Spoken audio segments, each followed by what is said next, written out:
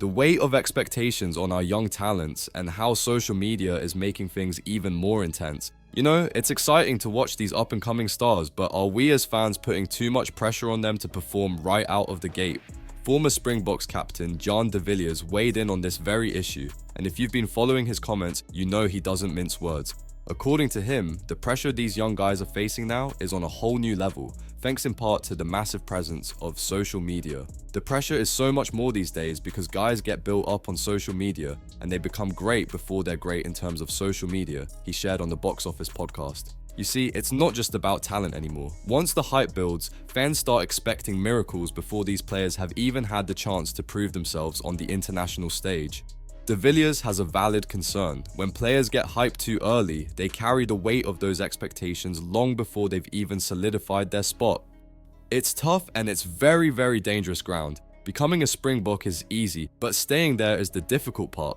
It's so easy to build a guy up and say, no, this guy is playing better than the guy that's currently there, he should be playing, he said.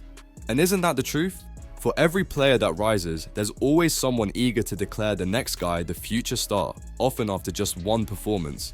Take Feinberg-Mngomezulu for example. He made his test debut at just 20 years old and has already won 2 Rugby World Cups by the age of 25. That's no small feat.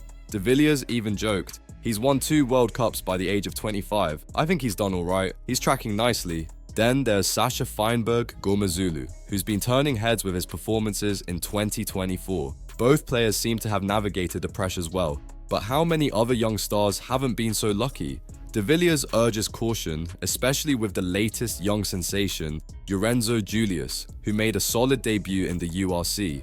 It's one URC game, so we need to caution about building guys up too quickly, De Villiers warned. Yes, he could be a fantastic future Bok, but you've got Lucanio Am, Jesse Creel, Damien de Allende, Feinberg-Mngomezulu, who can play there. There's no doubt about Julius's potential, but De Villiers is urging fans to give him time and space to develop without the constant comparisons to seasoned veterans.